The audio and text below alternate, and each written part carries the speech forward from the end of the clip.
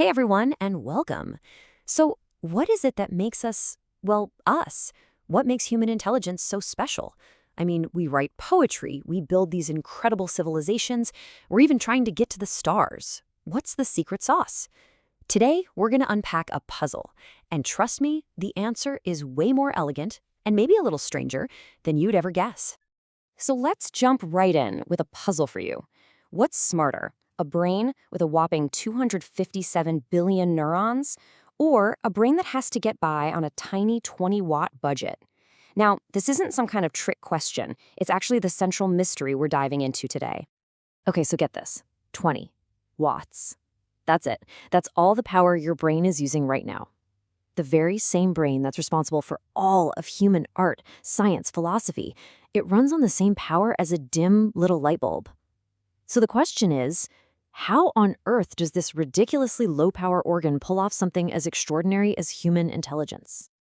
All right, so your first thought might be, well, simple. More neurons equals more smarts, right? But, not so fast. Take a look at this. An elephant's brain has almost 3 times as many neurons as ours, 257 billion. Yet, you don't see elephants building rocket ships or debating philosophy. So clearly, just having more raw brain power isn't the full picture, not even close. So if it's not about brute force, what is it about?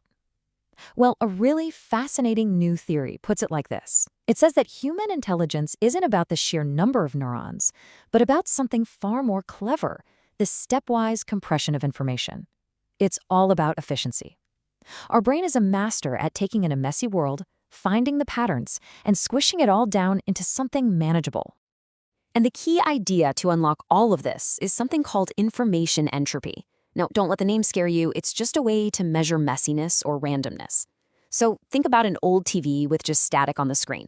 That's high entropy. It's pure chaos, totally unpredictable, and it takes a ton of energy to try and find any meaning in it. But a clear, simple sentence, that's low entropy. It's predictable, it's orderly, and it's super easy for our brains to process. You could almost say our entire evolution has been a war against entropy. And you can actually see this war against entropy play out in our own cognitive evolution. It happened in steps. Step 1 was vision. I mean, just imagine trying to process everything you see. It's a high-entropy fire hose of raw, messy data. Then came step 2, speech. We learned to compress all that complexity into sounds, into words. Suddenly, a whole scene could be described in a sentence. And finally, the game changer, writing. We took those temporary sounds and locked them down into stable, super efficient symbols. This was a massive leap. We were basically offloading our memory onto the page. And if you want to see just how big of a leap this was, check out these numbers. The jump in efficiency is just wow. Writing is nearly 30 times more efficient than vision when it comes to processing meaning. Think about that.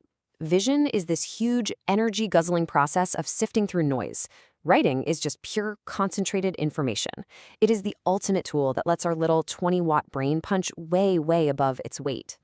Okay, so this all leads to a really cool question. If our brains evolve to be these super efficient compression machines, what happens when we try to build an artificial brain? Does the way we build AI today tell us anything about how our own minds work? It's like, could AI actually be a mirror reflecting our own cognitive secrets? Well, a groundbreaking study decided to find out. So first, a super quick explainer on what's going on inside these AIs, these large language models, or LLMs.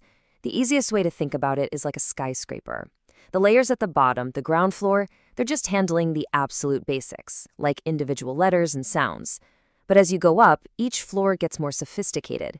They start putting together words, then grammar, and by the time you reach the penthouse at the top, you're dealing with really complex, abstract meaning. So here's the brilliant experiment they set up. They had people lie down and listen to a story, while they recorded their brain activity with some really precise instruments. Simple enough, right?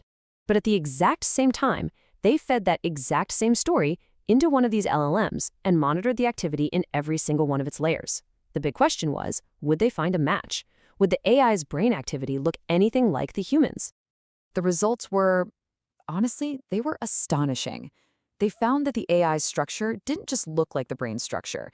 No, it was much deeper than that. It mirrored the brain's timing. Think about that.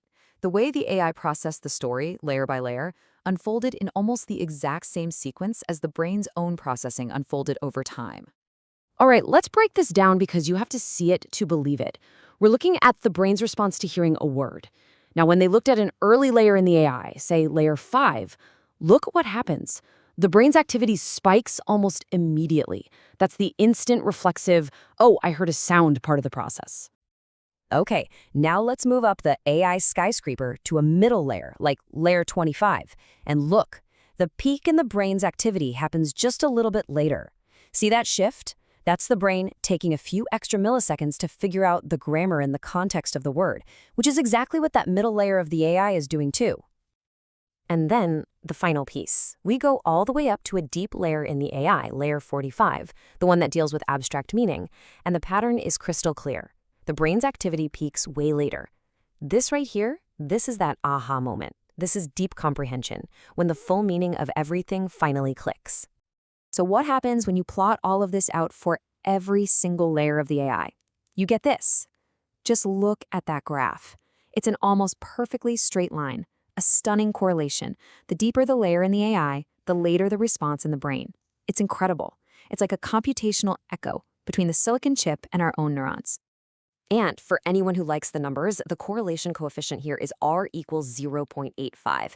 Now, to put that in perspective, in a field like neuroscience, getting a correlation that high is, well, it's practically unheard of.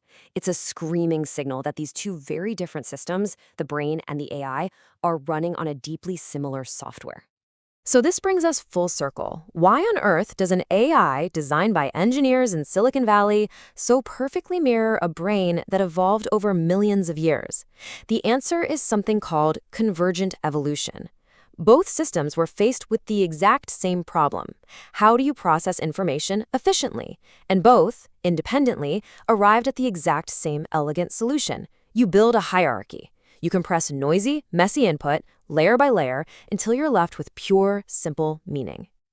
And look, this is way more than just a cool did-you-know fact. This has huge, real-world implications.